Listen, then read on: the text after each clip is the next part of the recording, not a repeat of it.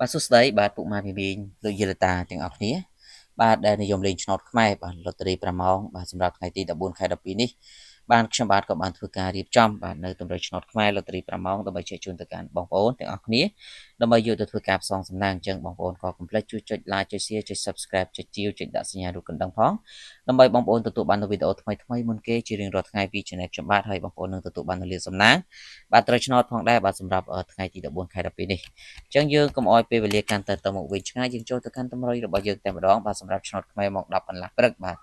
អញ្ចឹងចំពោះខ្ទង់អូសបាទបងប្អូនបាទសម្រាប់ខ្ទង់អូសបាទបងប្អូនសូមធ្វើការអូសខ្ទង់10និងខ្ទង់7ហើយចំណែកឯខ្ទង់បុកគឺយើងបុកអធិស្ឋានសម្រាប់លេខបុកយើងបុក12 13និង75លេខ A B C D សម្រាប់ម៉ោង10កន្លះបាទចំពោះពុកម៉ែមីមីបងប្អូនលោកយាយរតាដែលចង់បានលេខនៅតម្រុយលេខល្អលេខពិសេសលេខបុកចំ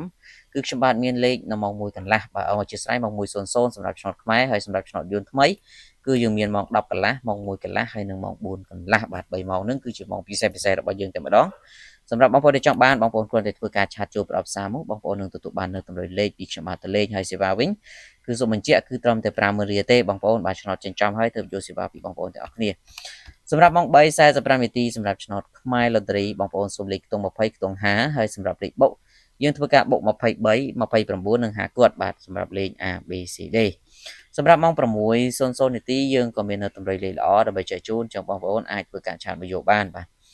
សម្រាប់ម៉ោង7:45នាទីពេលល្ងាចបាទពុកម៉ែមីសូមអូសខ្ទង់9និងខ្ទង់8បាទហើយចំណែកលេខបុកគឺលោកយាយតាសូមបុក92 93និង86លេខ A B C D បាទហើយសម្រាប់បងប្អូនពុកម៉ែមីមិនថាឆ្នោតយួនថ្មីយួនចាស់សម្រាប់អ្នកដែលនិយមលេងអាចធ្វើការឆាតជួបពេកដើម្បីយកលេខទៅលេងបានអរគុណជូនពរសំណាងល្អទាំងអស់គ្នាបាទសូមគោរពលា